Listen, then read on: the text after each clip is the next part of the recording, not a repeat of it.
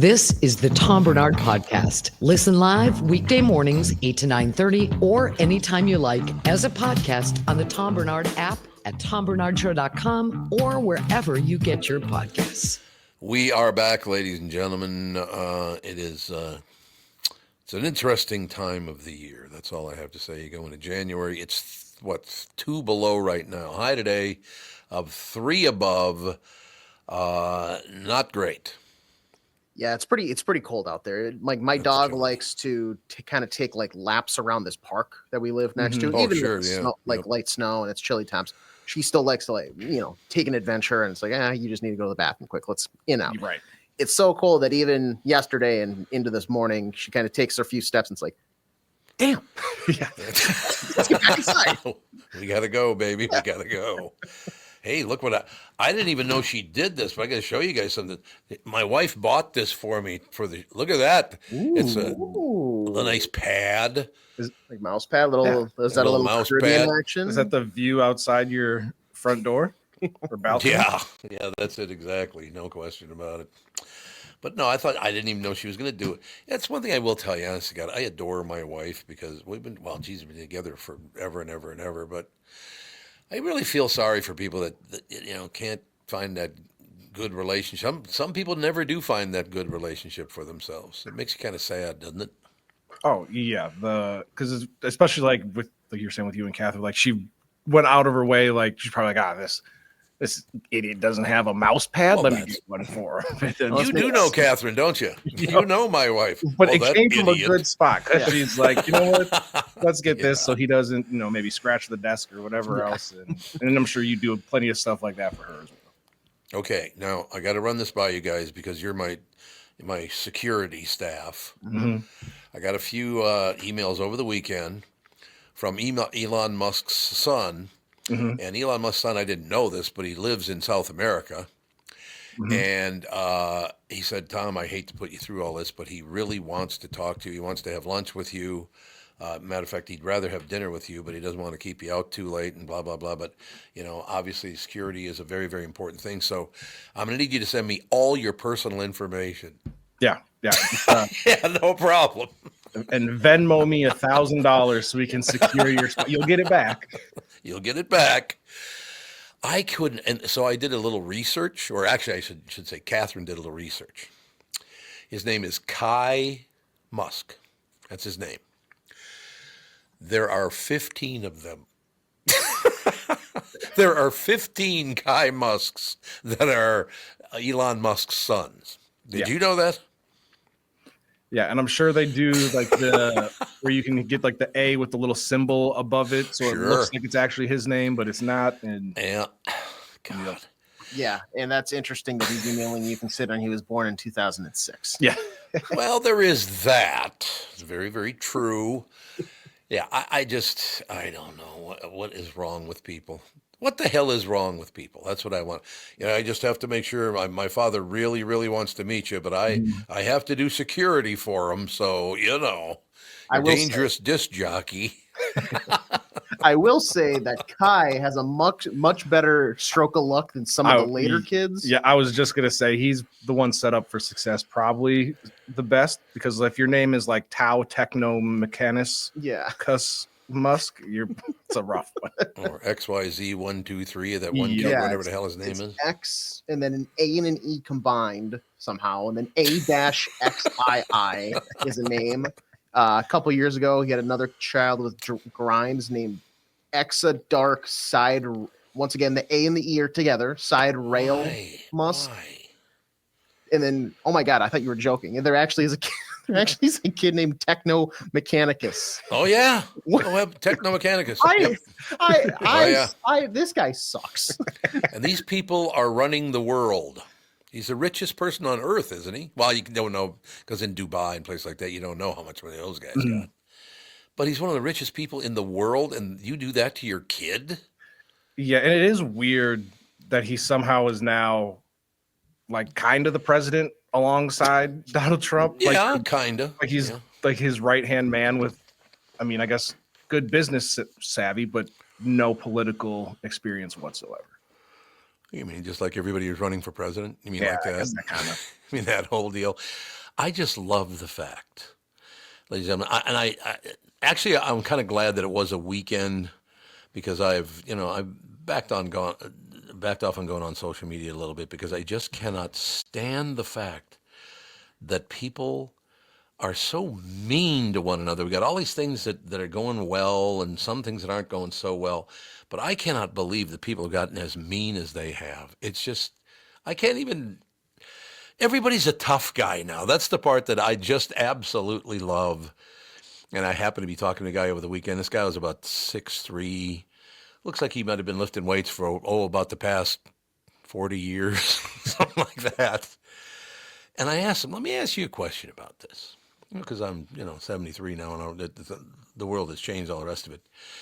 People don't confront you, do they? And he goes, oh, God, no. Why would you ask that? And I said, because on social media, not you specifically, but they love to attack everybody on social media. He goes, yeah, that's a whole different kettle of fish right there. Everybody's a tough guy now.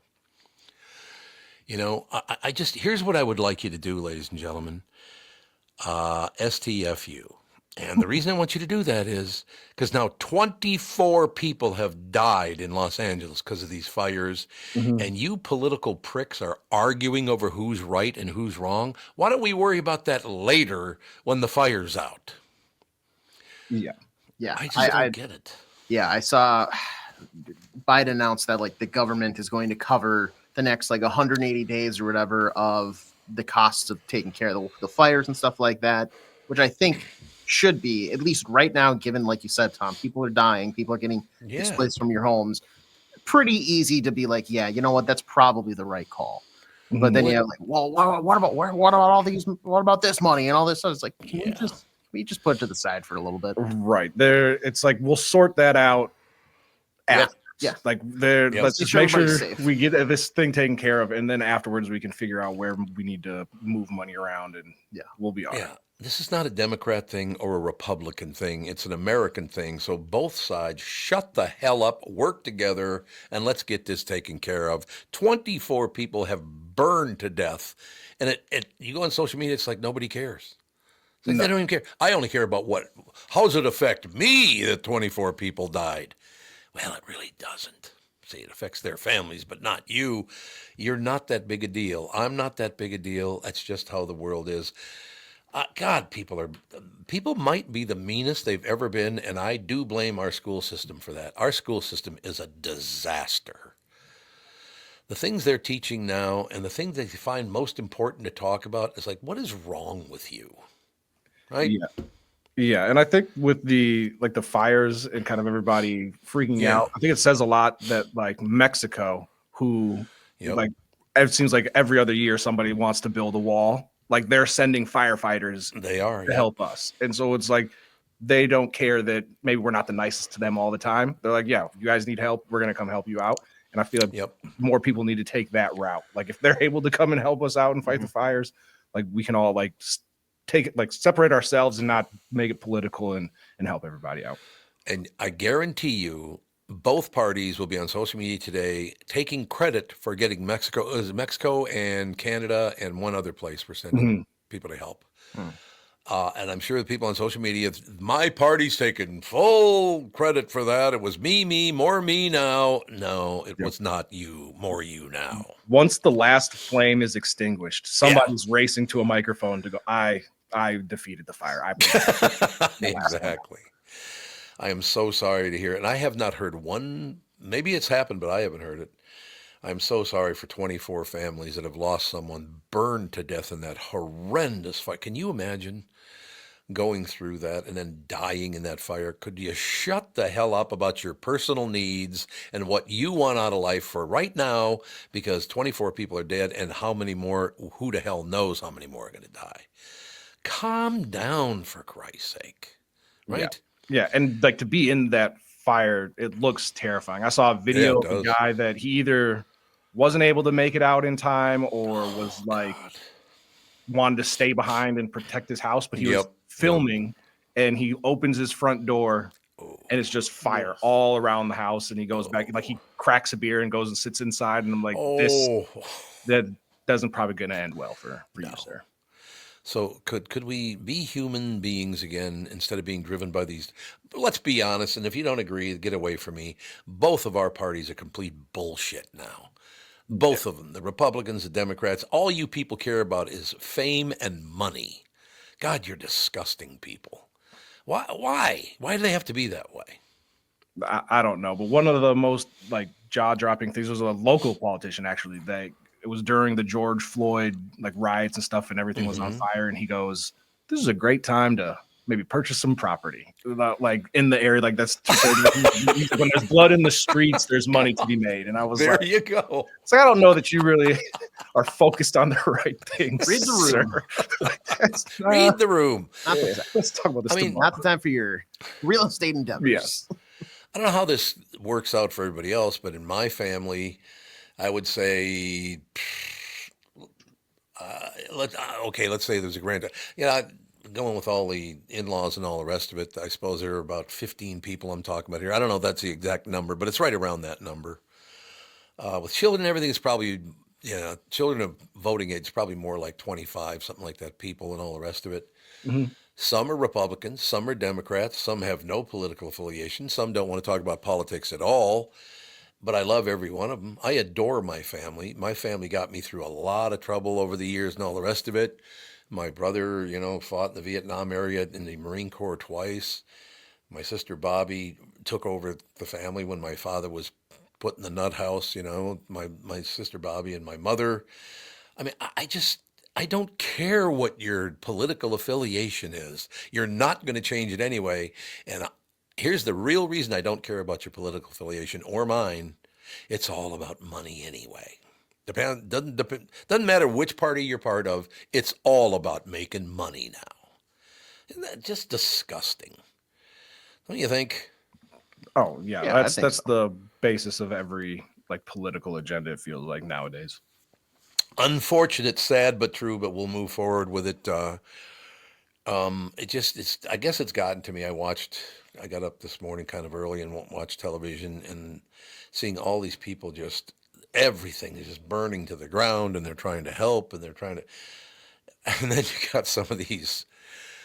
I'll close with this because it's so far over the top. You have some of these Hollywood celebrities who are no longer celebrities. Their career has come and gone, and they've moved. The world has moved on.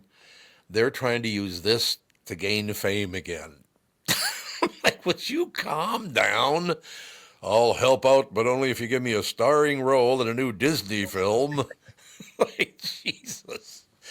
So relax, take it easy. Hopefully we'll get through this. If you're religious, say a prayer for these people if you would. If you're not, do a little meditation for them or whatever, because it's 24 dead people now. I cannot imagine what it's like to burn to death in that kind of heat. Huh. Yeah, no, that'd be not. I can think of better ways to probably go out.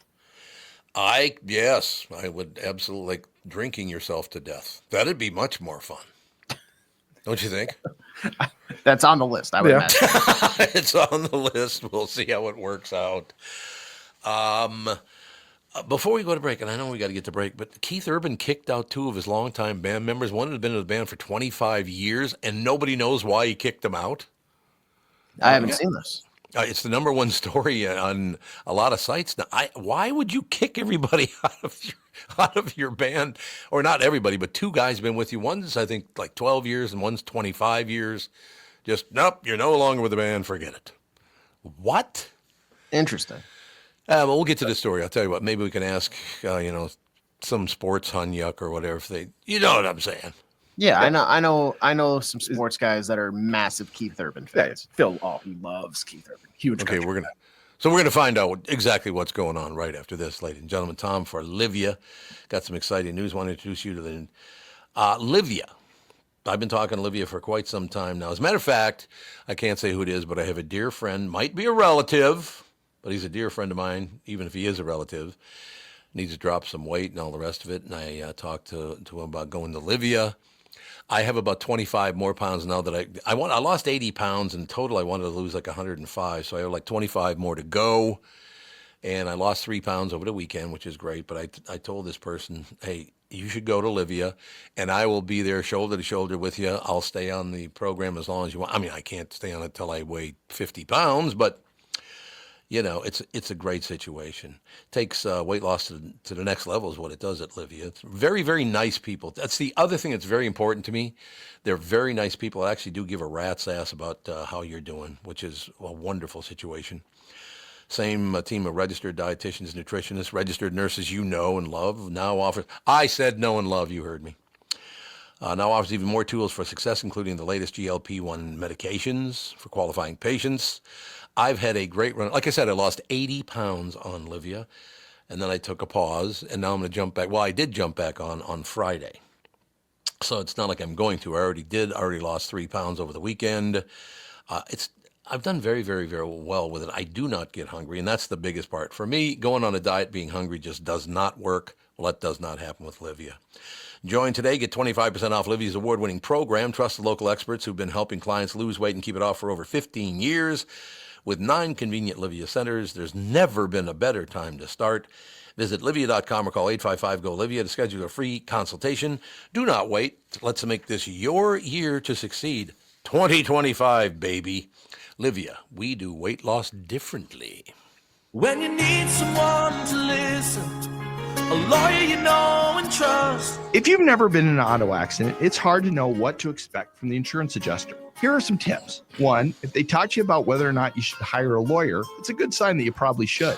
2, it's illegal for them to give you any legal advice. They aren't lawyers and they aren't licensed to practice law. 3, if they tell you that everyone involved in the accident is at fault, they're wrong. This comes from the belief that you're at fault for just being on the road. That's nonsense and not supported by any law. Finally, remember that friendly adjusters are often just gaining information. They want you to do most of the talking so they can file their report. I'm Mike Bryant from Bradshaw & Bryant. I hope you're never injured in a collision. But if you are, don't sign anything until you've talked to us. Find Bradshaw & Bryant, personal injury attorneys at minnesotapersonalinjury.com. Seeking justice for the injured. Bradshaw and Bryant. Does thinking about retirement make you uncomfortable? I suppose, yeah. You're thinking, I've moved on in age, Well, sometimes the anxiety from wondering if you've saved enough can be overwhelming. Yeah, looking back on your life and go, did I do the right thing? And looking at your entire life that way has got to be difficult. You wonder if you saved enough, can be overwhelming. But if I told you could ease those tensions in just 48 minutes, my friend Josh Arnold, Mr. Money Talk, can sit down with you and get you on the right track for your financial future. It's interesting. The second spot I'm talking about this morning is about Josh Arnold, that I'm doing the live spot, because Catherine and I sat down over the weekend going over this, that, and the other thing. And like in 2008, I think it was, I cannot remember, maybe it was before, 2006, 7, 8, somewhere in there. Things were just cooking, everything's going along great. All of a sudden the economy collapsed. So whether you're doing the right thing, saving the money the right way, this, that, and the other thing, if the economy collapses, we're all going to be in the same position we were in all those years ago. So you got to do the right thing, and you got to go to somebody who knows what they're talking about. Don't let your financial worries give you an ulcer. So, what I'm saying is, don't let it keep you from calling Josh right now. His 48-minute no-obligation consultation could be just what you need to feel better about your future. Call Josh today at 952-925-5608 and set up your free 48-minute no-obligation consultation. That's 952-925-5608. Investment services offered by Josh Arnold Investment Consultant, LLC Security Investment Advisor. Past performance is no guarantee of future results. All investments involve risk. All comments and opinions of Josh Arnold do not constitute investment advice, and I am a paid endorser. You're listening to the Tom Barnard Podcast. What'd it be like, freaky deaky? Nobody's answering me. I like the 2 white guys just stare at me, and Tevin smiles and laughs. That works out beautifully for me. So we're slogging through life. I want everyone to know at this time tomorrow, Phil's very, very happy that he won't be on the show, that Judd will be on the show, because I have to stay up until at least midnight tonight to watch my Vikings play football. It's going to be a late one. Strap in.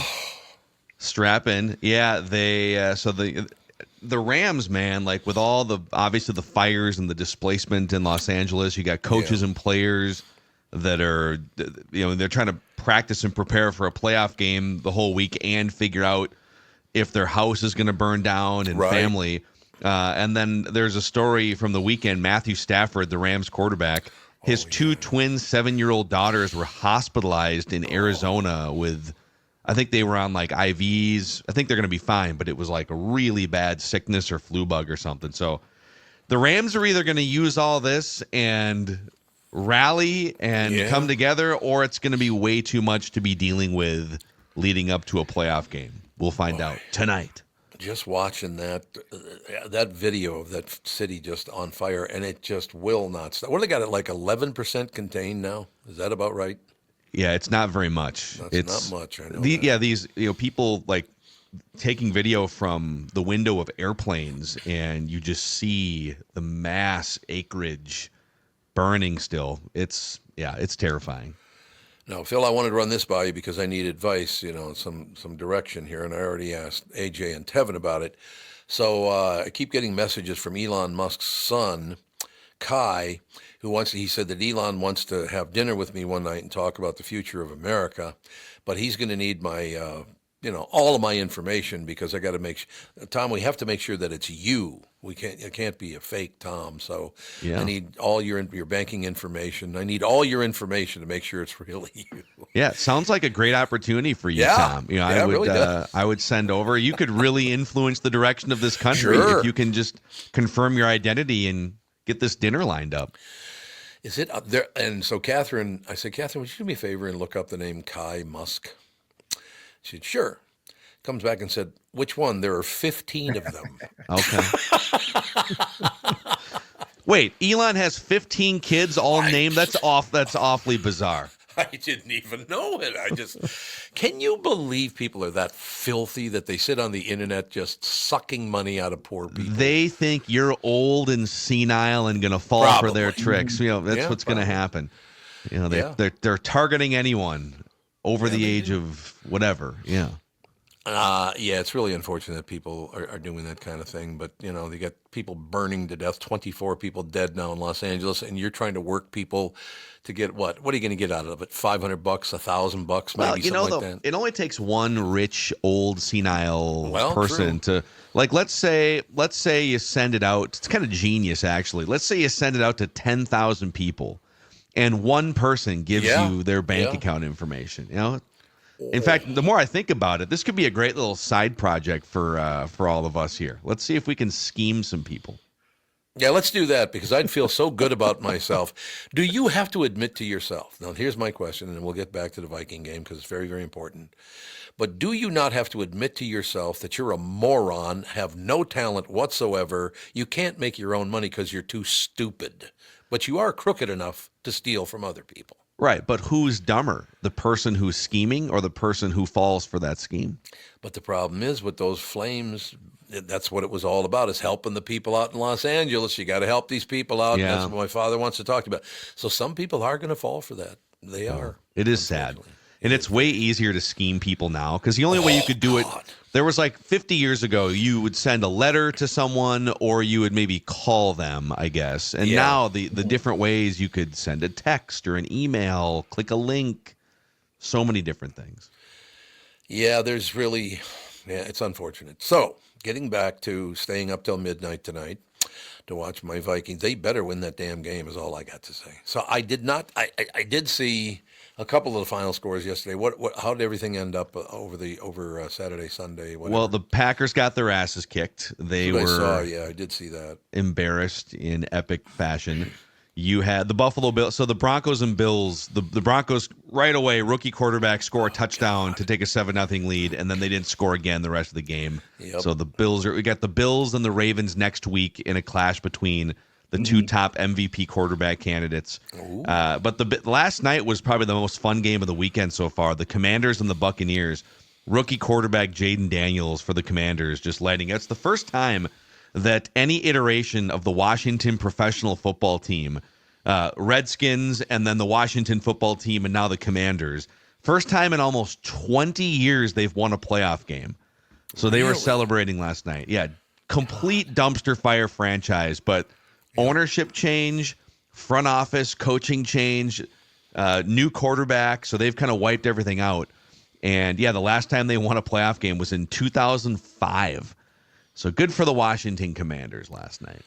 The Washington Commanders had to, and just think, they had to suffer through giving up the name the Redskins. Well, a lot of people want, like, a lot of Nice people, including, name. I'm not going to pretend to follow it super closely, but there are Native Americans that are fans of the football team that say, no, hey, bring the name back. So I know. I saw that. Yeah. Well, and how they're about thinking about changing it again, by the way, because a new ownership group came in. They're like, the Commanders? I don't know. Terrible name. Yeah. Well, and again, the Minnesota Honkies would be wonderful.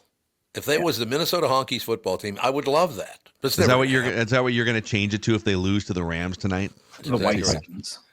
The Whiteskins. Yeah, it will be the Whiteskins. I'm sure that'd go over huge. What's your take on the game tonight? What's going to happen? Yeah, it is. It feels like the most coin flippy game of the weekend. Yep. On paper, it's two really good coaches. Kevin O'Connell was the offensive coordinator for Sean McVay when they led Matthew Stafford to a Super Bowl. So there's all these connections. The Vikings, I feel like the Vikings, on paper, I will take the Rams head coach, Sean McVay. I will take the Rams quarterback, Matthew Stafford. I'll take the Rams running game, but I'll take the Vikings defense. And I would take the Vikings week of preparation, not living in Los Angeles and have to go through all that. But it is a very 50-50 coin flippy game. I think the Vikings are still 1.5 or 2 point favorites in most sports books this morning. So buckle up. It's going to be one turnover or one play could decide this thing tonight. Yeah. Well, we'll see how it goes. I cannot believe it has been 50-some years since the Vikings even went to the Super Bowl. Yeah, 47 officially. Oh, is it 47 years. officially? Yeah. I thought it was like 1970. I said it was 77. Is that what it was? Yeah. Okay, that makes sense. It's so far, it's so long ago, I even forgot. It's like, I don't remember when that was. I was negative 8 years old, negative 8 years old, I want to say. It's long enough where it feels like it doesn't even count anymore. Right. It's almost like before the AFL, NFL merger type of conversation. Yeah. The only good thing about those 4 Super Bowls is I still used to drink then. So it was still a really good. The second half was a little more enjoyable. It was. What'd you say, Devin? So it's probably what got you started. A lot of people, Vikings fans, started drinking because they watched this team. Well, that and the fact that I could go to a local bar in North Minneapolis, they'd serve me when I was 11. Yeah. So that kind of helped out too. Yeah, I'll take a light beer and a bump of whiskey. Right. Great. You don't want me drinking whiskey. I could drink beer and wine, but if I drank hard liquor, what are you looking at? Whiskey Tom comes out. Starts good. picking fights. Throwing people through the window. What you say to me? What are you looking at? One of those kind of deals. Sir, you're 12 years old. Why don't you go back home? Do your math homework.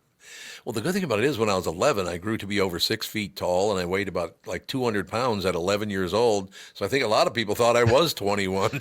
You could slap your hand on the bar, and they would slide you the bottle. Indeed. But man, hey, the thing that you would love the most, by the way, about this weekend's football games, I don't know if you guys saw this, is while the Eagles were destroying the Packers, the Eagles have one of the most diva wide receivers in the league in A.J. Brown. Oh, sure. He gets, even when the team's winning, he gets very upset if he's not catching the ball and catching touchdown passes.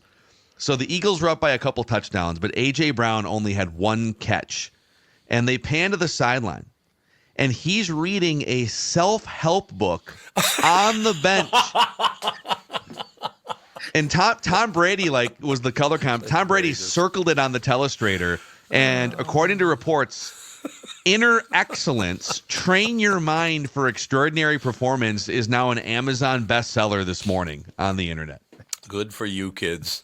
Reading a self-help book in the third. Tom Brady is like, he's not a great broadcaster, but he had a great line. He goes, I'm all about self-help and getting better in any way possible. Maybe not during the game. Maybe just put that off until Tuesday. Well, I did work with someone, and I'm not kidding you. If they weren't talking in Studio C, they were reading. It's like, Could you pay attention to the show? That'd Right. be kind of nice if you did that. If you paid attention to what we were talking about, not just you. But what the hell? I thought it was great. You know, he's training his mind to not overreact to only catching one pass. But it was definitely a look at me. Hey, everyone, no one's throwing me the ball, just so everyone knows. But look, this is how I'm handling it. I am training my mind. I thought he was just so unimpressed by the Packers defense that he was like, I can just sit this one out. Let me read this book during the game. I thought you were going to lead that into, we found out that he had a book deal. Like they paid him to pull that up because now it's a number one bestseller on Amazon. Yeah, blah, blah, blah. it might have been. What's Justin Jefferson going to be reading tonight on the sideline? We'll have to wait and see. Yeah. Can he read?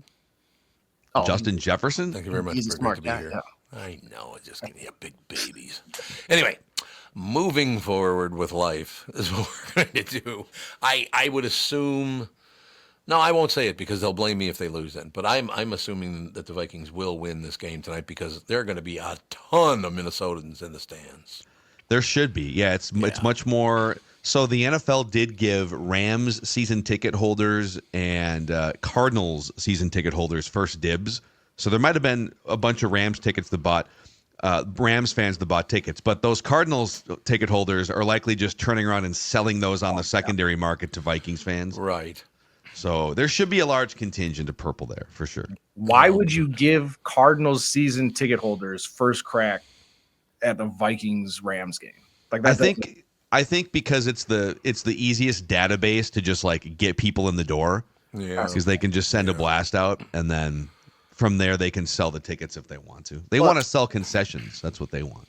I'm sure there's probably some sort of like legal obligation too for like if you're a season ticket holder for a specific building, it's like if there's an NFL game, I'm a season ticket holder for NFL games. There's an NFL game happening. Why am I not getting a chance to buy a ticket? So okay, we will close with this, and you three can decide whether this is good news or bad news for the state of Minnesota. Okay, you ready? Mm-hmm. Ready? Yeah. Catherine and I went to a lot of things over the weekend, Friday, Saturday, Sunday, attended this, that, and the other thing, and on a lot of elevators. People said hello to me. I would say it was at least 15 people, probably 20 people. And I'm like, this is weird because Minnesotans always go to the west coast of Florida, then go to the east coast of Florida. Mm-hmm. That's very, very odd. All 15 of them, 20, whatever it was, left Minnesota because of the income tax. I guess people are just flooding out of Minnesota. I don't know if it's true or not. That's what these people are telling me. But, man, I have never run into so many Minnesotans. It was unbelievable. I think there is data that shows, Minnesota has been losing more people than gaining over the last however many years. Mm-hmm. But I don't know. Moving's expensive too. That's the thing. It's like you're gonna move. Yeah. Having moved across the country a couple times in my life, you might think maybe you're gaining some on your income tax, but it's everything kind of balanced. Plus, you have to deal with hurricanes. I don't know. We had that whole discussion last week. Give me the cold weather and a little bit of extra tax than like fires that wipe out. A little bit of extra tax. Hey, I love living in Minnesota. I'll pay a little extra tax for Minnesota. I was born there, lived there my whole life, all the rest of it. But I do think 9.5% on the state tax is a little high. Well, hey, if it was zero, that'd be amazing. I wouldn't fight you on that. But I'm just saying, this is not my choice. Catherine and I we've had places in both states for the last 28 years. I mean, I lived in Washington for 2 years where there was no state income tax, which is great. But guess what? Everything's more expensive. Washington State? Mm-hmm. Oh, did you really? How was that? Loved it. Outdoors, water everywhere, trees everywhere. It was phenomenal. Well, they're political nut jobs like you are, so that helps. Are they political nut jobs, or is it just in Seattle? You could find other places in Washington State. Yeah. Tom, it's like this in every state. You live in the city, it leans left. You go outside, you're going to be fine. Like everyone needs to calm down. I could not agree more. Let's pay attention to 24 dead people in L.A. and stop talking politics. What do you say? Yeah, amen. All right, Pally. As always, a brilliant performance by Phil Mackey, ladies and gentlemen. It really, truly was. Just like the Vikings are going to have a brilliant performance tonight. or not. Okay, here's me tomorrow talking to Judd. God damn it. Can you tell if they won or lost if I start it that way? It might have been a win that looked ugly that kept you up too late. That's I could true. see that too. Overtime. Good point. Overtime win. 3-3 heading into overtime. Exactly. What a horrible game that's still going to overtime. All right, Pally, we will talk to you on Friday. We'll be talking about hopefully the next round of the playoffs with you on Friday. Sounds good. All right, dudes. See you guys. Thanks, pal. We'll take a break. Be right back in a couple of minutes. Some news Hunyuk's going to be on with us. I can't remember his name. It's Crisp or something. Player. It's some football Crispy? player. Oh, I thought it was like some basketball player. No, well, Is he wearing like a uniform? He's in the. Oh, is he now? Although, look who's got his Minnesota he's giving a sweatshirt. goal. Hey, shut up. Just for that, we're not having him on. Just tell him to go the hell away. Yeah. South Dakota, one of the most business-friendly states in the country, and there's no better place to settle down and take advantage of those incentives than in Sioux Falls, South Dakota. Love South Dakota. As the state's largest city with a metro population over 290,000. My God, 290,000 people in Sioux Falls. Has low business costs with a high quality of life. There's no state, corporate, or personal income tax, no inheritance tax, no limits to what your business can achieve. Sioux Falls, South Dakota was recently ranked the #1 best small city for business and careers by Forbes, the #2 best state business climate, the business tax climate, of course, by the Tax Foundation, and the #5 top state for e-commerce by Nexus. As one of the Midwest's fastest growing cities, Sioux Falls has a robust, growing job market. It's a great state. No matter where you're at in your career, we have an opportunity waiting for you. Our city's tax-friendly climate and strong workforce don't go unrecognized.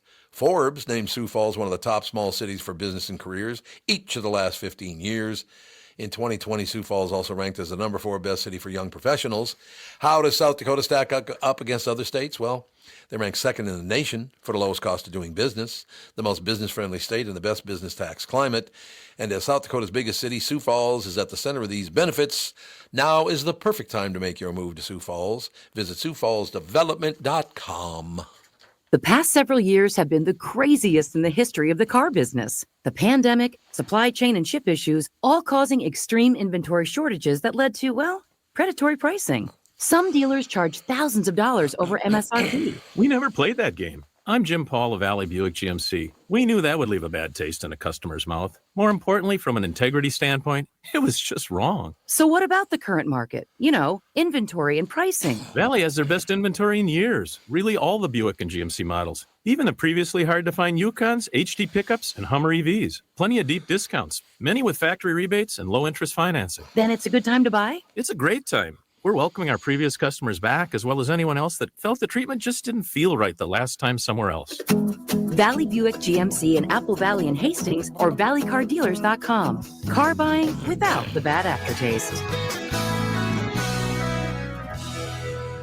Let us take a second to talk about my bank. That would be, of course, North American Banking Company, Michael Bilski. Look, there's no shortage of banking options in the Twin Cities. You know that. If you're tired of being just a number to your big national bank, be sure to talk to my friends, and they are my friends. As I've said many, many times, I don't call somebody my friend unless they are my friend.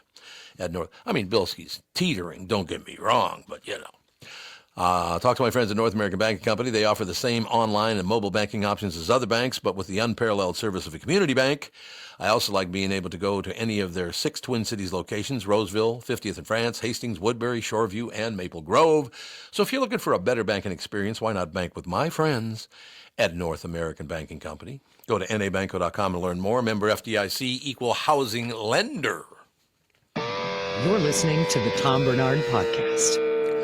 Channel 5's Chris Egert, brought to you by Mr. Money Talk Josh Arnold. Call Josh today for your free 48-minute evaluation at 952-925-5608. Oh, I've got a Viking jersey. God. Teddy. Oh, Egert. Oh, Egert. Channel 5. Egert on the and then Channel 5 for the number. Nice. Company man.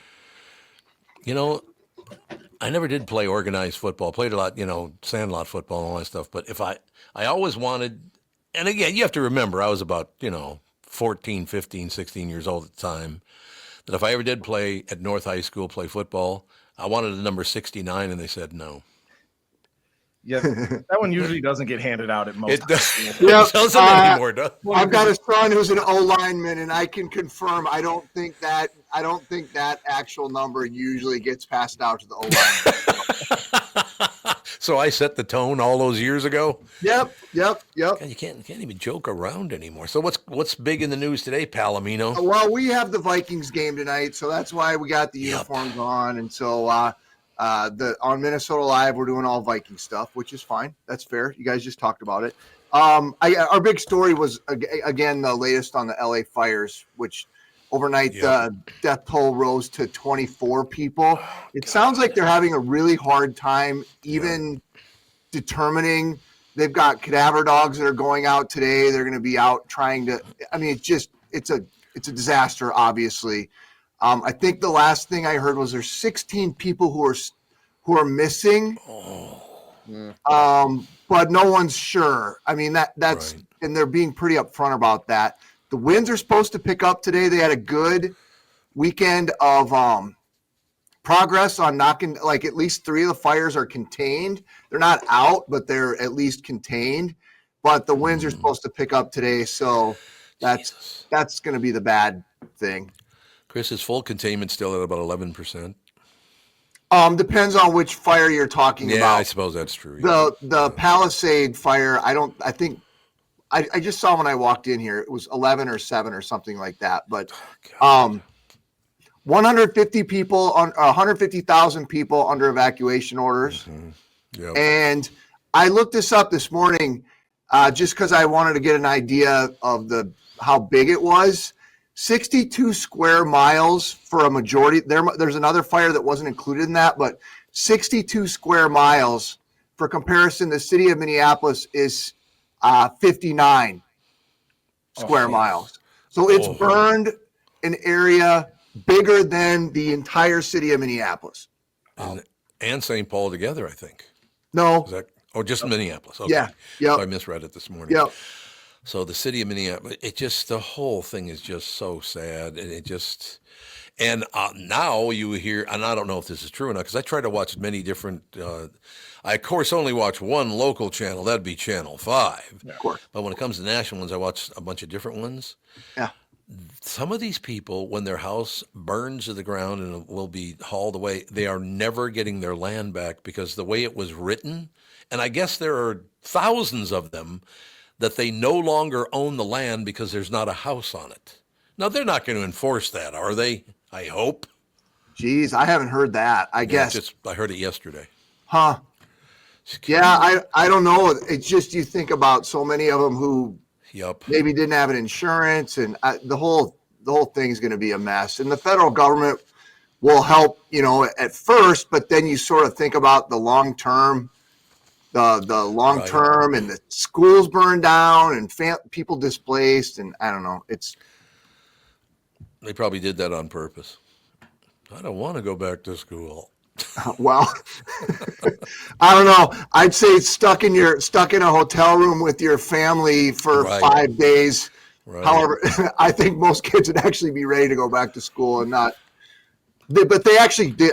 Some of the LA schools, now that you brought that up, we're going to be back in session today. So I have no idea what they do then with the kids who are displaced from the schools that burned down. But I know, and I know you got to go. So I want to run this by the three of you because every day there's a story about this guy, and I know that different people have different thoughts and enjoy different things. Nate Bargatze on doing his own laundry. I don't think he's funny in the least. And what am I missing? He's huge. He's got some good bits. I don't know watching his stand up. Yeah, I think it's his delivery too. Mm-hmm. He's got a certain it's not. He doesn't seem as corny. It kind of seems just like a normal guy saying what he thinks, and he kind of thinks a little differently than I think a lot of normal people do. I just don't think it's funny. I mean, I understand having a good delivery, and you're not going to like it. Look, I mean, for me, back when I was younger, you gave me Rodney Dangerfield and Don Rickles, and I was in heaven. Yeah, I mean, he's not going to slap you upside the face with it. It's kind of like more of a subtle. I'm kind of on the fence, Tom. But some of his Saturday Night Live. Saturday Night Live skit where they were going across the Potomac and he was supposed to be George Washington, Have you guys seen that? That's to me look it up. That's one of the funniest skits I've seen on Saturday Night Live in years. For whatever reason, that worked. But I mean, it's all I don't know. Comedy is a tough thing, right? Like some people like cursing and yelled at, and I kind of generally lean a little bit more toward that. But what a shock! Shocking right. century. The guy's crushing it, man. Yeah. No, he is. He absolutely is killing it. And God bless you if that's your sense. But it was a whole different setup. I do understand. It was a different world back in the Rickles days and I think people are anti-Semitic now. I think that's the real problem because both Rickles and my other buddy, Rodney, were Jews. I think that's the problem. Rickles would have been canceled about 9,000 times. You are correct. All right, I know you got to go, but we'll talk more about this tomorrow. Okay, you guys have a good rest of your day. You too. Thank you, sir. Channel 5's Chris Egert, brought to you by Mr. Money Talk, Josh Arnold. Call Josh today for your free 48-minute evaluation at 952-925-5608. And again, I got to make very, very clear, I don't think you're stupid if you think Nate Bargatze is funny, because some people do think that, well, if you don't see it my way. It's like, no, we've lived different lives. We're of different ages, all the rest of it. And I don't think he sucks, but I just think he's okay. Yeah, it's like music too. It's like you can understand that. Right. Like I don't listen to Taylor Swift in the car, but I understand why like my sister and a lot of other people really enjoy her music. That's it's just not your cup of tea. That's all. Did you take a run at her? Yeah. Taylor Swift. Would you take a run at her? No, I'm in a happy relationship, but thank you. When did you make that up? Yeah, I'm still stringing that along somehow. You're stringing it along, baby. No, I understand what you're saying because Catherine, I didn't even realize Catherine and I have been together. It'll be 45 years in September. I mean, I adore that woman more and that's one thing I can tell you, being a different generation than the two of you. If you play your cards right, you and your mate play your cards right, it gets better every year. It's amazing to me. It just gets better and better and better. Some people, they can only last about 2-3 years and they got to get married for the 85th time. And God bless you. That's your life. You do what you do. But yeah, man, I just love the fact that after all those years, coming up on 45 years, I can look at Catherine and go, my God, why'd you marry me? So anyway, moving forward, right? Right. All right, we shall take a break. Be right back in just a couple of minutes. We got some Italian guy coming on, don't we, or something? Some weird deal. Roberts. I knew it. I knew he'd come and ruin. Roberto Sansevere. I knew he'd come and ruin everything. That's what I did know. We'll take a break. Be right back. Sandy will join us right after this. This past year has been one of the hardest in MyPillow's history. It's because of you that they're making it through, which is great news. Mike Lindell and his employees want to thank you for your continued support by extending their wholesale prices on classic MyPillows.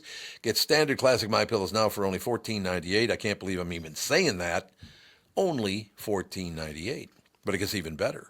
Upgrade to a queen-size MyPillow for just $18.98. King-size, only $1 more. Get My Body Pillows for $29.98. And multi-use MyPillows, they're only $9.98. So, go to MyPillow.com, use promo code TOM, or call 800-516-5146. Use promo code TOM to take advantage of these wholesale prices, including the standard size MyPillow, originally $49.98, now only $14.98. Queens, $18.98. And Kings, well, they're only $1 more. Not only that, orders $75 or more ship absolutely free. It's time for Bradshaw and Bryant. At this time of year, something that we might not think about, slipping and falling on ice when you're out, or worse, someone slipping and falling on your property. Property owners are legally responsible for maintaining a safe environment for visitors. You can post a caution sign or de-ice the area. Failing to do either and somebody getting injured because of your lack of safety precaution can be considered negligent. If someone does slip and fall and suffers an injury, they have a certain amount of time to file a claim, or you lose your right to collect any damages for your injury. If this happens to you, contact an experienced attorney right away. It's free to meet to go over your case. Contact Mike Bryant of Bradshaw and Bryant at MinnesotaPersonalInjury.com. I hope this never happens to you, but if it does, Mike Bryant is the one I recommend to all my friends and listeners. Find Bradshaw and Bryant, personal injury attorneys at MinnesotaPersonalInjury.com. Seeking justice for the injured. Bradshaw and Bryant. Does thinking about retirement make you uncomfortable? Sometimes the anxiety for wondering if you've saved enough can be overwhelming. But what if I told you that you could ease those tensions in just 48 minutes? My guy, Josh Arnold, Mr. Money Talk, can sit down with you and get you on the right track for your financial future. Josh has navigated it all when it comes to uncertain market and economic conditions, and he'll always provide straight talk. Never sugar-coated advice on how to reach the finish line with your retirement goals. Don't let your financial worries give you an ulcer or keep you from calling Josh right now. His 48-minute no-obligation consultation could be just what you need to feel better about your future. Call Josh today at 952-925-5608. Set up your free 48-minute no-obligation consultation. That's 952-925-5608. Investment services offered by Josh Arnold Investment Consultant, LLC Security Investment Advisor. Past performance is no guarantee of future results. All investments must involve risk. You know that. All comments and opinions of Josh Arnold do not constitute investment advice. I am a paid endorser.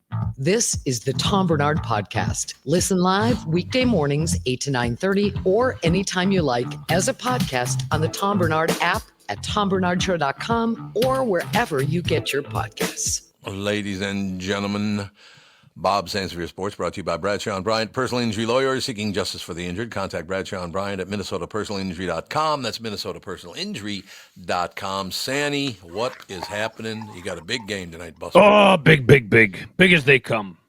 It's a Vikings home game, basically. It's not a Rams home game because they're not going to travel for a number of reasons. They don't even go when there's no wildfires. They don't show up in droves at SoFi. So, right. I don't think people in L.A., with what's going on, they're going to just jet off to Arizona to watch the team. They're worried about their homes, or they have no home. So I also wonder, the Rams players themselves, how many of them have been impacted or have had relatives and friends impacted? You can't put something like this aside and go play a football game. You're right. Oh, by the way, one thing I do love about when you come on the show, Bob, because everybody's on camera. Yeah. I've never seen what he's doing, but as I look to the right when you come on, I see AJ thinking, set microphones at Bob Sansevere level. Hey, by the way, he goes, Chris was blowing out my eardrums. He was really loud. Yeah. Was he really? I sent him a text. He was overmodulated. He always complains, and you can ask him. He always complains about how everybody else besides him tinkers with the camera and microphone setup at their studio that they all share. Oh, right. Yeah. So I'm guessing somebody just cranked it up a little bit too high. Oh, and not much I could do. On a separate note, to me, this Nate Bargatze, he is a 2020s version of Dane Cook, who I never understood either. Would sell out. I never liked him either. I don't agree with that at all. What do you mean? You think Bagatzi's better? No, personality wise. Yeah, I think they don't like. I think Dane Cook was more of a all around. I'm talking about the talent level.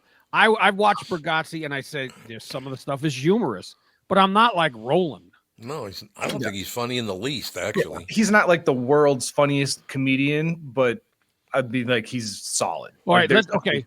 Who is the world's funniest comedian, Tevin? Is it Carrot Top for you? Oh my God! I mean, right now, probably Jeff Dunham.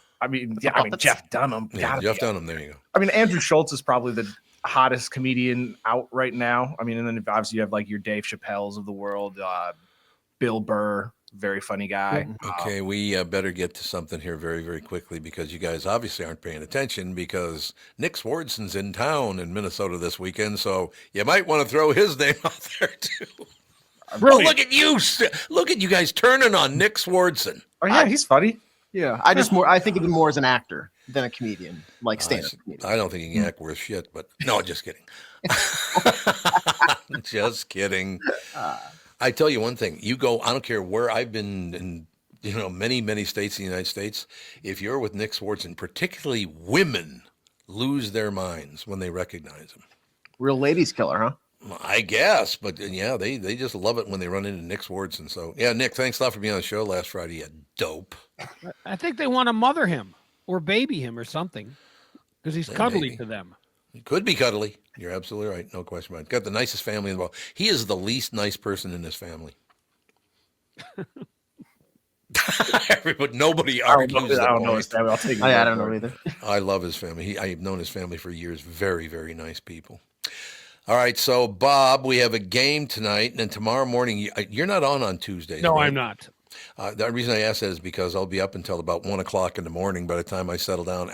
Now, if they win, I'll probably get to sleep earlier. If they don't win, I probably won't get to sleep till about 2 in the morning. Okay, I'll if be they so don't pissed win off. with everything that is lining up for the stars of the line for them, they really should win this game. However, the coach is Sean McVay, who was O'Connell's mentor, and he knows a lot about how to get the ball to receivers than O'Connell seems to. Because the whole bubble screen slant thing, he's got that. I mean, that's Puka Nacua gets a huge amount of yards and catches with those quick screens. And I don't know why they don't do it with Jefferson or Addison for that matter. I don't understand. I mean, he needs to this week, but he just doesn't. Everything's downfield. And that's when your quarterback is off. And that's the problem I had with O'Connell last week. He doesn't make in-game adjustments as quickly as he should. You can see the guy is off. Start shortening the routes for guys so he can actually complete a pass. That's what Bob, I had a problem with. Bob, I have to ask you a question. So let's say the Vikings do win the game tonight. Yeah. Are they going to change everything about the NFL to make sure the Vikings play next Sunday or Monday night again at 8:30? Why do we have to always play the late game? What the hell is that? They will be the early game in Philly. Yeah, okay. 2 o'clock. Oh, okay. 2 o'clock our time here. So, if we win. Yeah, if we win. Okay. Yeah, and again, it's here's the reason why it could be a big if, because remember the 2009 season when the Vikings went to New Orleans. Mm-hmm. What was New Orleans coming off of? The city and that region. Oh, it was. It was a hurricane. The hurricane. Yep. What are the Rams in the midst of? And they could become the NFL's darling team. Yeah, they could. And then, officials, whether it's conscious or sub, let's see how the flags fly tonight. That's a very good point, because I saw a couple of things over the weekend, penalties being called that should never have been called. Penalties that weren't called. Yes, absolutely. And I don't understand. So now we have officials that are deciding the outcome of the game? Oh, that's been happening for a while now. I know. It drives me nuts. Do your job. It's none of your business who wins. Officiate the game properly. It's these guys, you know what? They need to take advantage, and they use it more than ever, but they need to even more maybe use the instant replays on plays that are, if they should be able to come back quick enough and say that guy, that was holding, that was pass interference in the end zone, which we saw some of yesterday. And the Bucs, I mean, did they piss that game away? Yeah. What are you running a reverse on, where you are? Just run the ball, and Baker Mayfield was throwing it pretty good. Just keep feeding it to Mike Evans and Bucky Irving, and you would have won the game. Don't get cutesy, and you lose. Yeah, I know. I don't understand.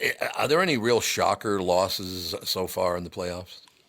No, even that's not really a shock. Right. I mean, Washington had a much better record than the Bucs. Much like tonight's game, Vikings have a much better record. However, just think back to 3 losses. I mentioned it last week, and we all know it.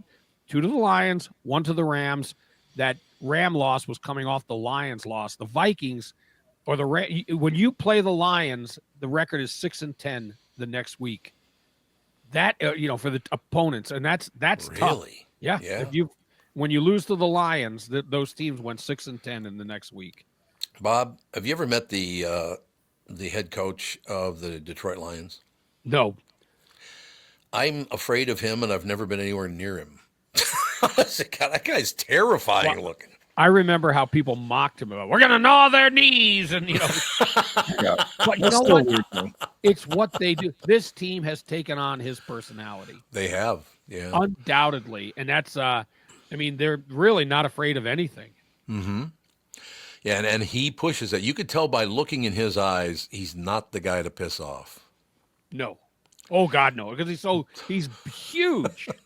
Now, I've covered games that he was in, but I've never interacted with him. Oh, okay.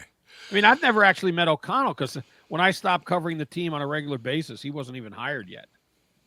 Yeah, I don't really know him. I think he's a decent guy. Certainly a decent guy. I think he's a good coach, but being a good coach doesn't make you a good game manager. That's a good point.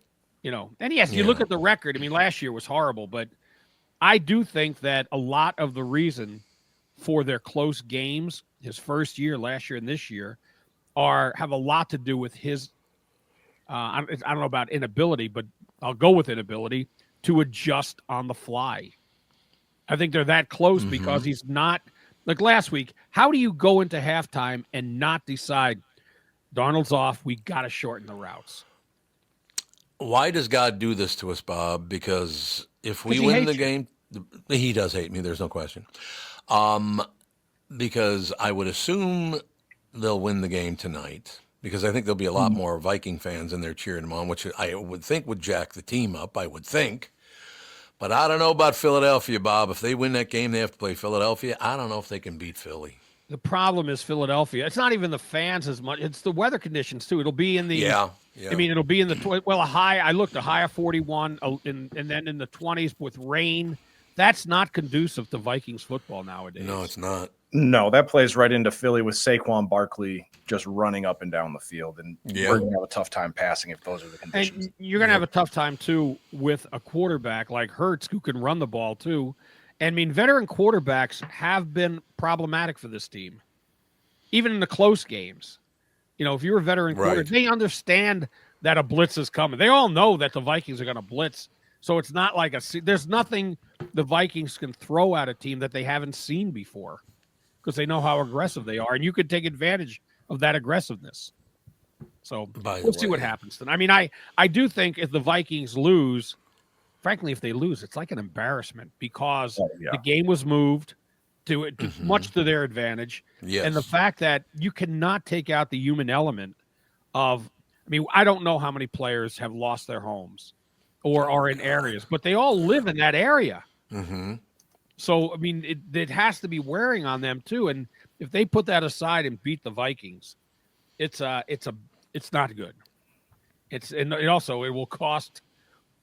I mean, Darnold could wind up going back to being a $10 million quarterback and a backup for somebody. Yeah, you're right about that. He did not have a good game last week. There's no doubt about it. He looked terrible. But again, I don't think O'Connell helped him. I don't either. He didn't make adjustments. Quarterbacks can have off games, and it's not because they choke. They just have off games. And he didn't do anything to help them by shortening routes, which with your receivers, you could send them long, you can send them short. They'll make catches if you get them the ball. Oh, I certainly understand and that. What I'm really curious about is, have they made the announcement yet? Is Daniel Jones going to be the number 2 tonight? I saw he was the 3rd, but they're talking about potentially having running packages for him to come in, and it seems very odd. Then he will be active because that's I mean, the reason they had to activate him is I think it has to do with the compensatory pick that they want to get. But if he's the number 2 and they did, it would be smart to run packages like that. Yeah, and let him throw the ball. I think they're being a little coy because we've heard Brian Flores here, I think, all week talk about how unprepared and how shocked they were earlier in the season to find out Puka Nacua was playing against them. And that's why they got torched by him or whatever. But give me a break. It's because he's a hell of a player. And how do you not know? Yeah, they didn't know either. They can't comprehend scheming. Let me tell you something. I only play fantasy football, and I knew he was playing. So if he didn't know that, that's an absurdity. Yeah, but I think maybe they're holding this one a little closer to the chest so that if they get down with how tough they looked in the red zone last week against Detroit, you get down to that 5-yard line, having a guy with a little bit of a legs who can run like a speed option with Aaron Jones, that can actually run the pocket might be a nice change of pace. Yeah, he's a big fella, so it'll be interesting. Well, it'll be fun. It'll be interesting. And all right, I know we're closing here, but you're treating this like almost like a Super Bowl thing where you're gonna have you having a special meal or you having snacks, having friends over. I mean, my kids are coming. My son and some friends are coming over, and they're gonna they caught some. By the way, crappie. Crappie. Okay, I gotta tell me if you know what crappie has got to come from. I gotta look at my phone because I saved this. I looked it up, and the toilet. It's close. No, what the crappie is? The crappie is actually the Pomoxis analaris. Analaris crappie. You're kidding. No. You're kidding me. Show, Bob. Because Bob's out here eating some anal lane. I ain't eating no anal errors. I don't eat that stuff. But I have a question for you, Bob. Yeah. Is part of that, because it is for me, I hardly ever eat fish. I do once in a while, but hardly ever, because I grew up Catholic back in the day when you had to eat fish every On Friday. Yep. I will not eat fish unless I have to. I'll eat shrimp. I like shrimp. Yeah, you're shellfish. Shellfish. Salmon last night. You had a little salmon? Was it good? Oh, tasty. Glad to hear that. Okay, we need a vote from Tevin and AJ on this, and I know you got to go, Bob, and so do we, but Bob and my wife are pushing me to write a book. I couldn't sleep all last night, Bob. Over this? Yeah, I don't know if I want to do that. It's like, well, you know what, Tom? Then if you don't want to do it, don't do it. But what you should do is then, at the very least, take a segment of the show, this one and/or the family show, and what we talk, make it a chapter of your life and talk about it. So you have at least the audio version of it. The audio version of my life? Of your life. I mean, talk about things like I had mentioned to you. One chapter has to be Tom Brunot, this is for you. Tom Brunot, this is for you. Now Tom they probably Brunot. they have no idea what that means, but it's a great story. Why were they chanting my? Because they wanted to have me burned at the stake. Cab drivers, because you said something about that pissed them off, I think. Tom Brunot, this is for you. Tom Brunot, this is. I do remember that, absolutely. And then there was the Chinese restaurant in Dinkytown that got all worked up. What was that about? I don't know. You said something, or somebody on the show said something, and they just went nuts. God, they're always calm looking for down. excuses. Well, you that's know, to very get good. angry, and that's what it is. You mean I've had a few people pissed off at me over the past 40 years? Is that what you're saying? Yes, but those are great stories. Yeah. You Yeah, know, I'm Team Bob. Yeah, I'm Team Bob with this. Definitely got to write the book. And Kristen Burtz has been pushing for this too. Like, Oh God, yes. yeah, It's her it's- fault. You should write a book. Even if you don't actually put any pen to paper and you just tell somebody about your life, and then they do the ghost writing of, and then you have final say at when everything's all said and done. Yeah, and Tom, there are people who you should write a book. Well, some people, please don't write a book. Yeah, there you There's please a woman don't on write a social book. media whose Yeah. only connection is like a family member was famous. I should write a book. No, you shouldn't. Or no, I want a reality show. You're a recluse. You never leave your house. What's the reality show going to be? I should write a book because people really, they have the wrong impression of Ted Bundy. His cousin writing a book about Trying to set the record straight. trying to set the record straight here. I mean, that's also the nice part of it too, is like you get to you are controlling the narrative. Like you're able to, No, I'm not. That would be Catherine Brandt. That'd be Well, there we- KB1. You get at least to get to go like, no, I actually didn't say that. And Yeah. yes, I actually did call him. Now, a guy. Tom, I'll say this low so she can't hear it. You need to control the narrative, because if she does, Show you her need the book will not be you. It won't be Tom I suppose, Unchained, yeah. like Hercules Unchained. It won't be Tom Unchained. You have to put in what you are comfortable with. The only thing that I'm going to have to get past this point, because it's been happening now for the last 55 years since I got into radio. Anytime I try to do, there are people that just hate my guts and will invent things that I did. I saw him do it. You're a liar. But I never those- did okay. that in my life. And you could address that in the book, but they're not getting a suppose, chance yeah. to get in the book to say those things. That's true. But they You know, will out in public. I can So guarantee you that. what? They're doing it anyway. I know. It's like, And by the way, I have children and grandchildren. Shut up. Coincidentally, over the last 12 hours, you and I spoke about this, but I also had someone else ask me about writing a book for someone Oh. else. Who? Chuck Foreman, who actually I love Chuck. Chuck is book worthy. Oh, Chuck is definitely book worthy. One of the I think greatest it'll running help backs him- of all time. They think it'll help him, get into the Hall of Fame. And my point was, these guys that vote don't read books. How is Chuck not in the Hall of Fame? One of the nicest men you'd ever want to meet. Well, I have by the explained way. this to you. He was dominant in his era. Yep. The first great multi-purpose back. And I here's agree. why. Bud I Grant. agree. Bud pushed Jim Marshall ad Yep. nauseum. Yeah, he did. And I like Bud, but I mean, he did it at the expense of other players. I can be honest with you. I never liked Bud. Everything about Bud was about Bud. I liked him. I didn't. I mean, I didn't like him when I had to cover him the 1 year as a coach because I wasn't here before his first retirement. I covered him in '85. He was not fun to cover. No, at all. I mean, the very quick story. I think I've told you before, but we needed. This is back when we didn't have access, and the NFL said media needs to get into the locker room. Yeah. So we told them the league, we're not getting in. We got in, and I went to an assistant coach, and I said, hey, I think it was Monty Kiffin. Hey, I got to ask you something. Can't talk to you. So what do you mean?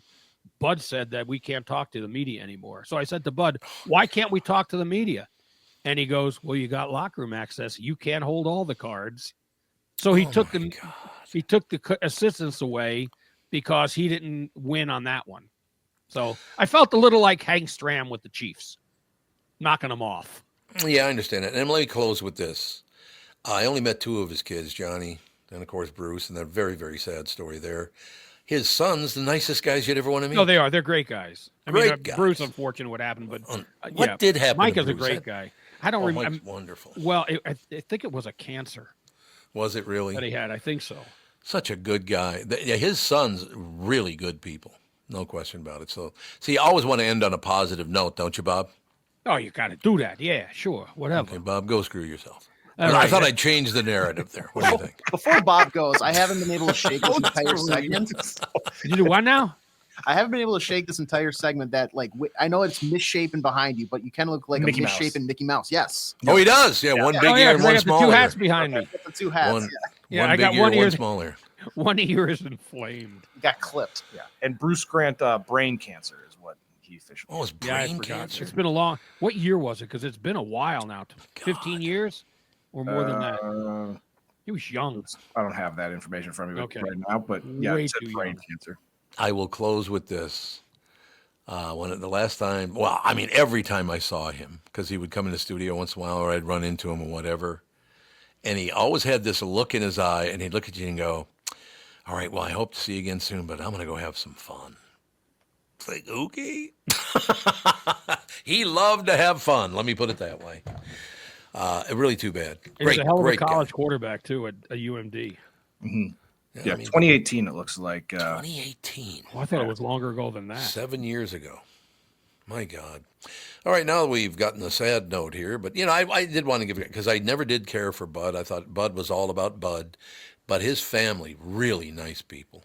So there you go. If you had gotten to know him better, I think you would have liked him. Who, Bud? Yeah. The only guy, the only coach that I've experienced that you would not have gotten along with and didn't from afar was Denny. Oh, Denny Green and I hated one another. I used to run into him all the time. Oh, God, we hated one another. He was terrible. And I know you don't like Tice, but he's a hell of a good guy. Mike Tice hated me, too. Mike Tice is Dan Campbell without the wins. Oh, that's a nice way to put it. No, I thought, although I will tell you, one of the guys over at Channel 5, one of the news guys, I was out at a golf course and just happened to walk in about 20 feet behind Mike Tice and this television sports reporter. The entire way to the desk to sign in, the sports reporter was bad-mouthing the hell out of me to Mike Tice. And I thought, gee, I wonder why he doesn't like me. All right, Tom, I will close with you. You wanted something upbeat. This to me is upbeat. Yep, I'd love it. I'm walking with Tice through their weight room, and Deontay Culpepper's coming the way. So Tice stops and he goes, "This is a guy who's been writing bad things about you." And Tice grabs my arms holds them behind my back, and for him you want to take a swing at him? And I go, and I go to Tice. I go, he'll probably miss. Oh, I love it. I love it. Those years when he was, he had great year, bad year, great year, bad. Yeah, year. he did. Yeah, It was one of the bad years when he was throwing interceptions and misfiring. Well, and let's be honest. I am Tommy. I've never gotten along with management very well of anything. I'm not a management ass kiss kind of guy. I don't kiss ass. Yeah, but you got along with Mace. Was it after he was coaching or during? Oh, Mason and I are really good friends. He's still a really good friend. Jersey, So there you Jersey go. guy. That's why. The Jersey guy. That's the difference. Yeah. You, Glenn Mason. Matter of fact, I'm going to dinner with Glenn Mason next week, so I'm glad you brought it up. Right, Lou Nanny would be a Jersey guy if he hadn't been born in Canada. Well, see, I got along. Louis, the whole Nanny family and my family are really good friends, See, so that worked out. I'm giving you to the end with the upbeat note here. See? Thank you, Bob. All right. Talk to you later in a week. Yep.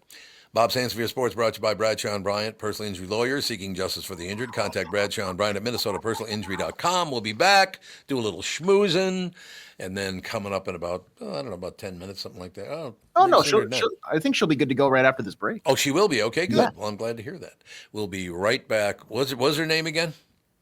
The Firefighter Supreme. Crispy Critter? What is it? Crispy. What?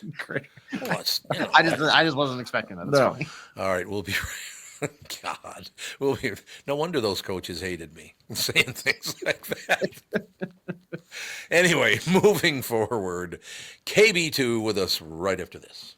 Does thinking about retirement make you uncomfortable? Sometimes the anxiety for wondering if you've saved enough can be overwhelming. But what if I told you that you could ease those tensions in just 48 minutes? My guy, Josh Arnold, Mr. Money Talk, can sit down with you and get you on the right track for your financial future. Josh has navigated it all when it comes to uncertain market and economic conditions, and he'll always provide straight talk.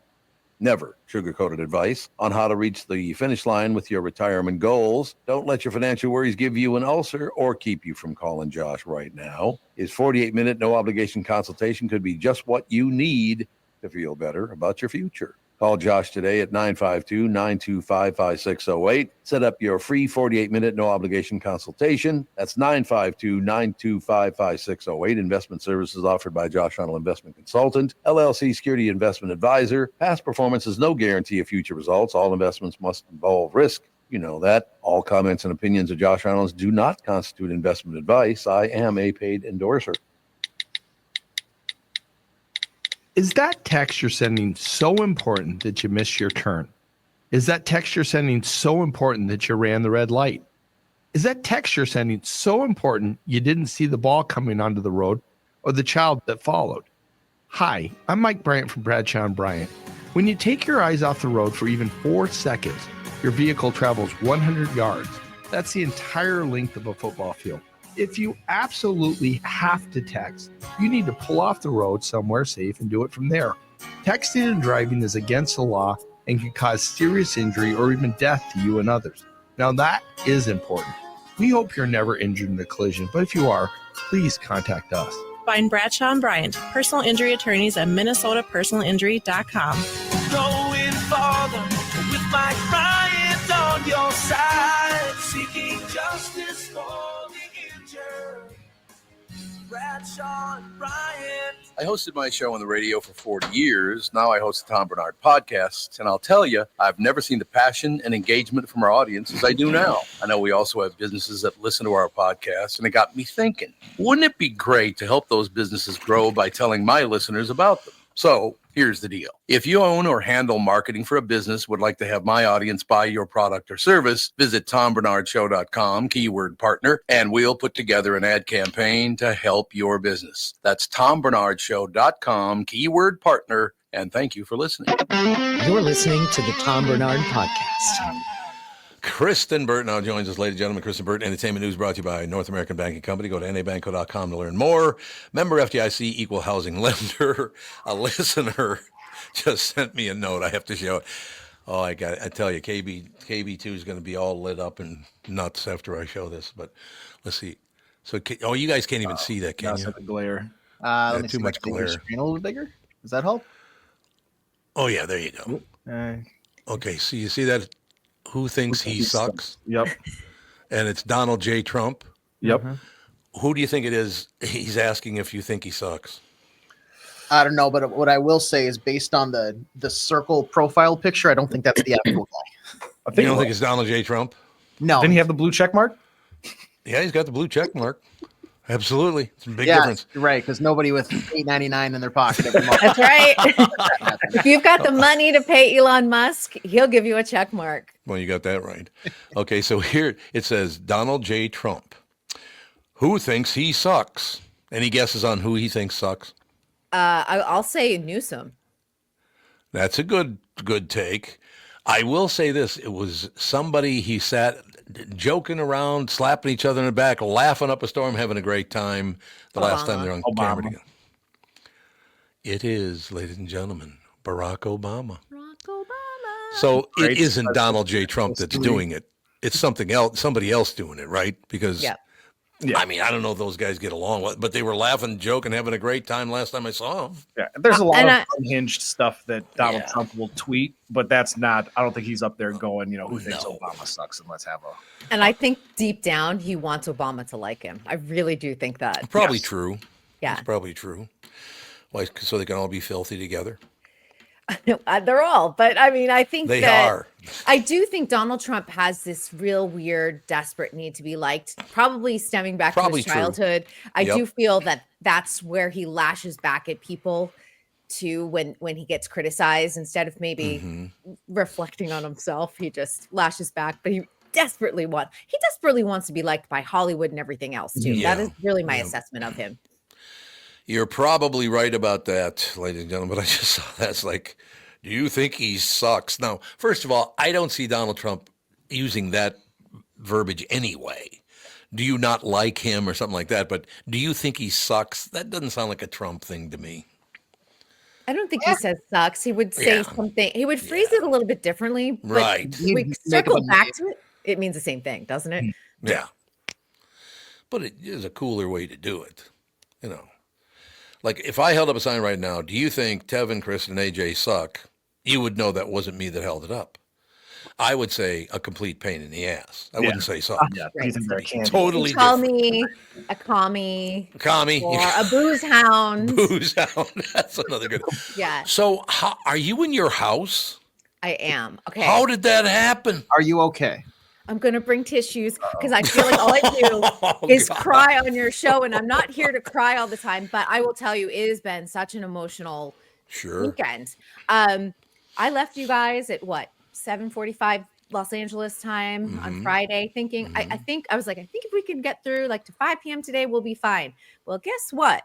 Right around 5 p.m., I looked out the window and I went, ooh, and Bill came home maybe about 15 minutes later and said, time to wrap things up. And wrap it up, sister. Wrap it up. And I've lived in this condo for 20 years. I have been here. I particularly moved to this area because I knew it wasn't a risk for fires. Fires scare me. I used to live at the base of the hills in another area, and it scared me because we had a couple of situations.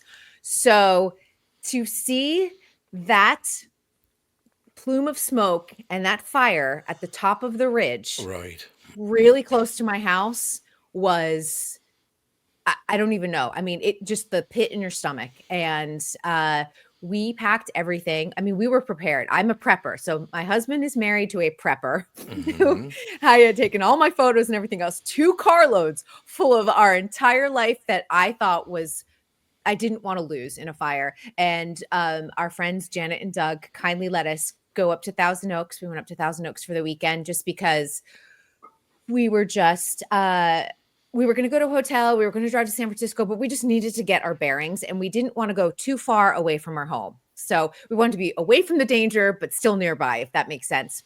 And the firefighters worked a miracle on the ridge. They did a lot of burn backs, which was burning down a lot of the brush and things like that. And they were able to save this entire side of the hill, which is miraculous. So I can't say enough. I can't say enough about your listeners. So many people checked in on me, even this morning.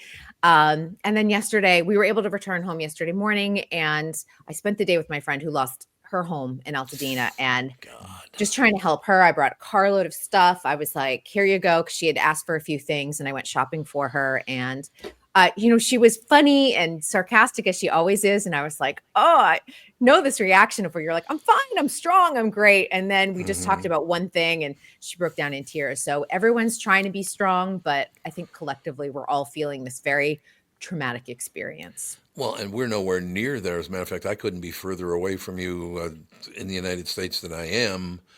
But when that number ticked up to 24 and they think it might go as high as 40 people are dead.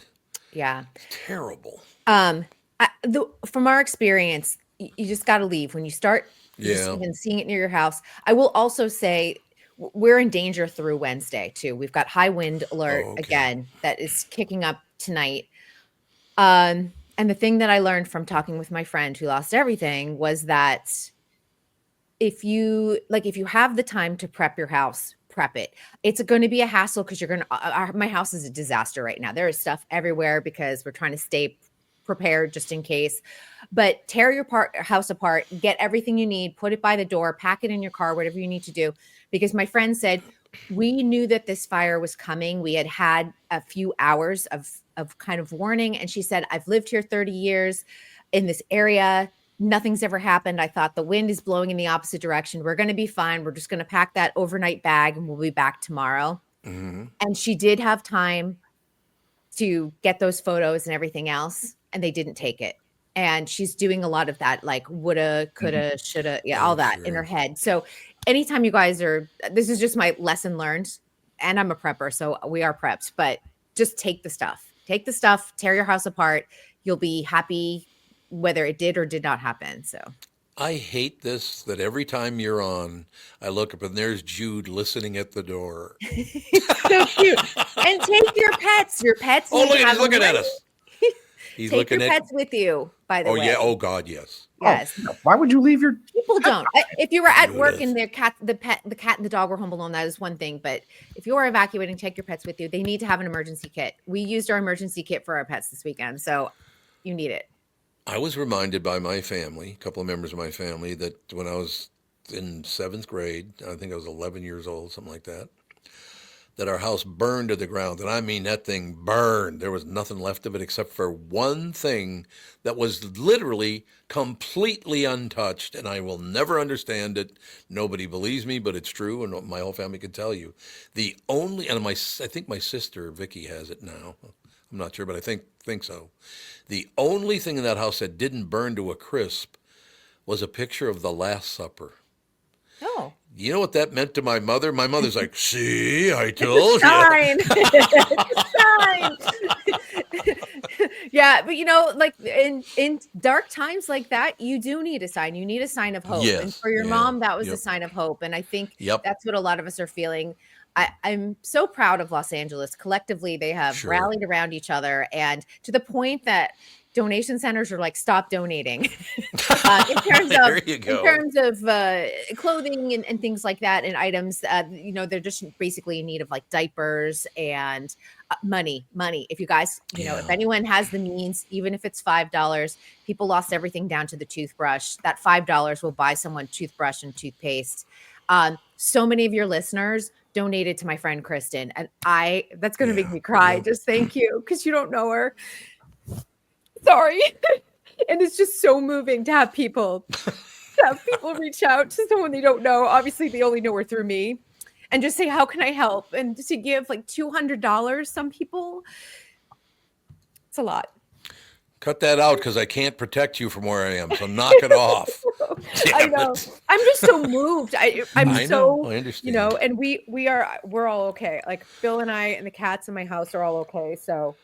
Well, because of what you're doing right now, this is why we all love you, because you're a very good person. Thank you. Oh, no, she's crying more. So great crying. I just come. This is my therapy. Yeah. Oh, I understand. On the Tom show to cry.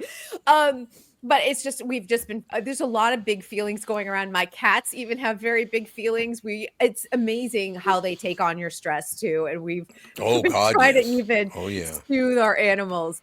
I will say, LA, a lot of things have been postponed. And I think that the big decisions are going to be whether we postpone award show season. It feels very, very insensitive to be like, walk down a red carpet in your tuxedo and your $40,000 gown right now. So I think you have Critics' Choice Awards, which has already been postponed should have been on Saturday to the 26th. But you also have the Grammys coming up. That's the first weekend in February, and they're already feeling the unease of like, how do we proceed when so many people, including celebrities, have lost their homes. But so I think that they're going to do a charity event, and then maybe the show will move a little bit further, maybe a little bit further down. Even end of February might feel better than the beginning of February. Could you do me one favor with the social media coming out of Los Angeles? Could we stop arguing about whether or not this is as dangerous as it is, about who's helping and who isn't helping, who's right and who's wrong? Why are we arguing about this let's put the fire out and move on. How about well, I will tell you that from an LA perspective, the misinformation, the fake news, the political discourse, it's not appreciated here right now at this time. And I'm sure it was the same thing for all of the hurricanes in Florida. I'm sure it's the same when it happened in Hawaii, in Maui last year or 2 years ago now, or almost 2 years ago. I think that it really just collectively people coming together. We don't care how you vote. Let's get this community back on its feet. Let's get the fires under control and move forward. So it's been nice to see the spirit of Los Angeles really shining through. So I'm glad to hear. I just don't understand. You're arguing about this, that, and the other thing. Why don't we get the fire put out? 24 people are already dead. Could be up to 40, maybe more. Who knows?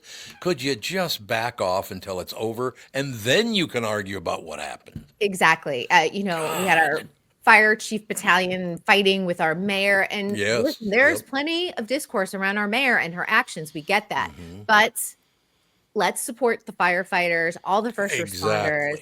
I'll tell you, if you are a pilot who's doing those airdrops and you are single, you are going to have a full dating card when all of this is over. Because, let me tell you, they're the sexiest things out there right now. Sure.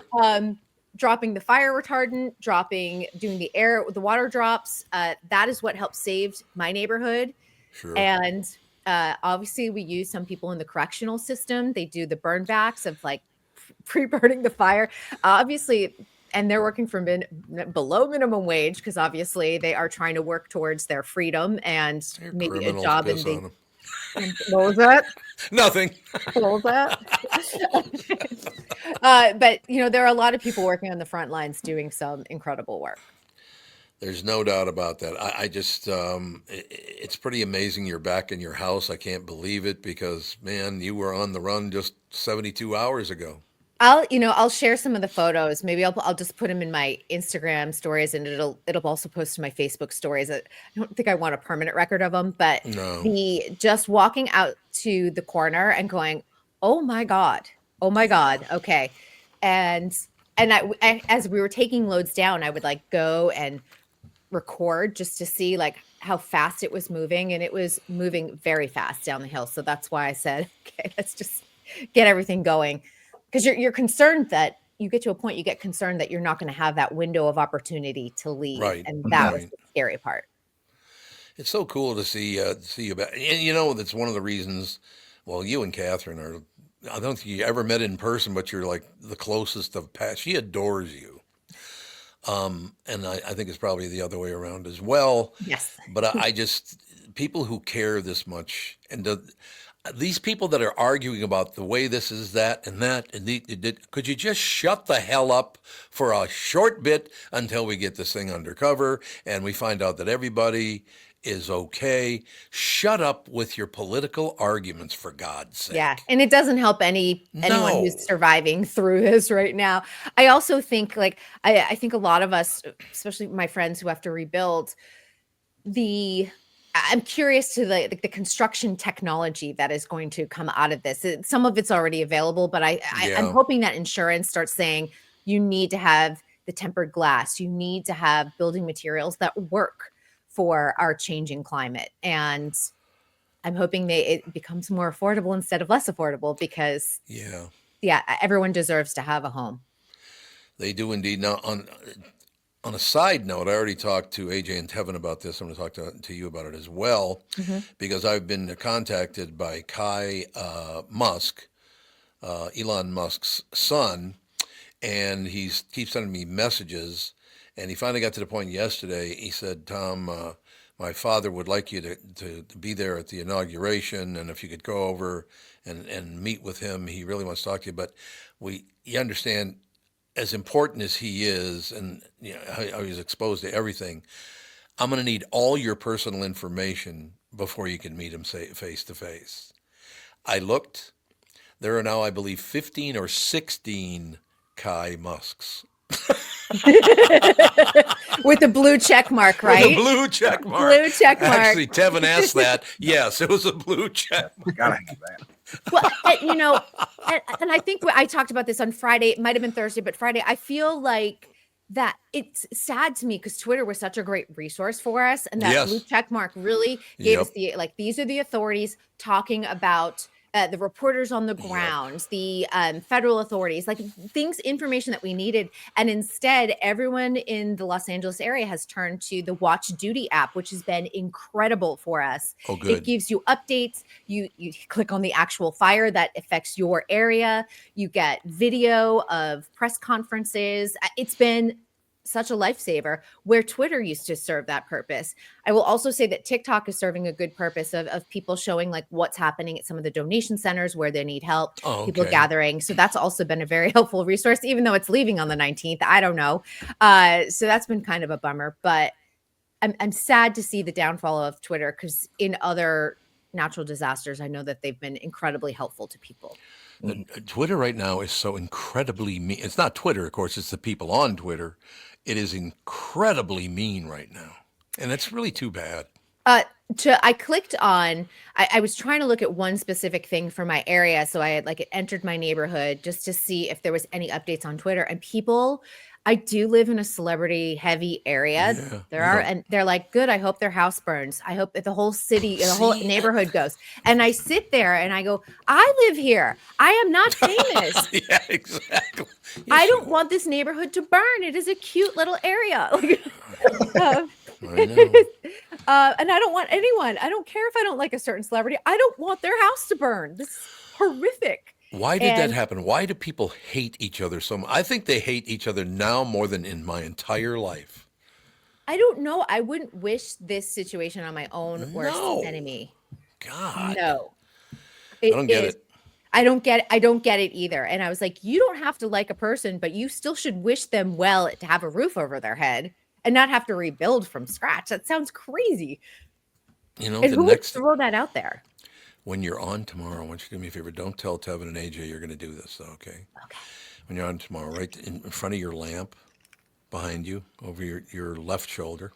I can't do the opposite. Could you do me a favor and get an ashtray and put a bunch of paper in it and then light it on fire so the whole time you're talking there's smoke coming up from behind your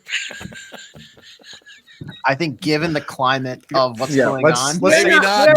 Burning zero things. I can see that. Yes. No I candle. did a Target run for my friend. Well, that's it. That's it, AJ. I did a Target run for my friend, and she had asked me to buy big clothing bins, so I was going to go and get those for her. And then another friend of mine gave me $200 to go and buy just really great stuff for my friend, just comfy blankets, slippers, and lip gloss, all that stuff. Very and nice. I was in Target though, and I'm passing things by, and I'm like, no candles. We go, no candles. Not in the cart, no. And they went to my friend went to the donation center, and I kid you not, because they have a dark sense of humor about this, but she and her son went, and someone had donated a Smokey the Bear sign, and she had taken the photo with her son, and she's like, is this too soon? And I was laughing because it's dark humor. Yeah. But that's what reminded me of my time running through Target going, the candles. Yeah, nobody wants candles in their house right now. No, I was logs. Yeah.